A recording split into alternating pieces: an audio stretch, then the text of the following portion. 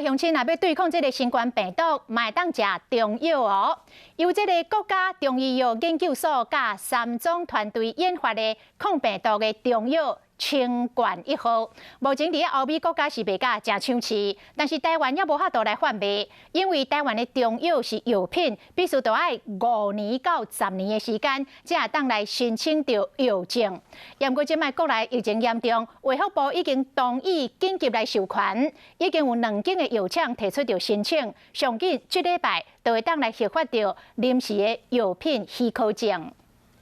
真侪中药材，包括草草草、山地金、邦拿金、薄荷、甘草等等10种药材，这是国家中医药研究所和3种团队研发的清冠1号。即卖疫情传到规个社区，民众拢要注目疫苗，嘛变做真侪人咧问的中药药方。会考虑来询问这个药方，一方面就是增强自己的免疫力。一天大概有5、6个、7、8个，他都会来打电话或者他来门诊的时候会询问这个药，就根据病人的一个症状，但是他不见得是确诊的患者。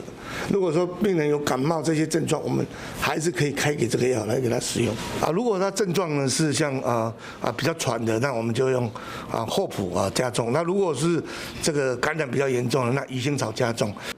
医生家己来配药啊，清冠1号伫台湾是医生处方药，民众无法度家己去中药行买来调，因为清冠1号要变做成药，需要5到10年的临床试验才会当申请药证。最近佫出现假的清冠1号，医生嘛特别提醒，食到假的会伤身体。 假药、假的配方、鱼目混珠的东西，生石灰跟石膏完全不一样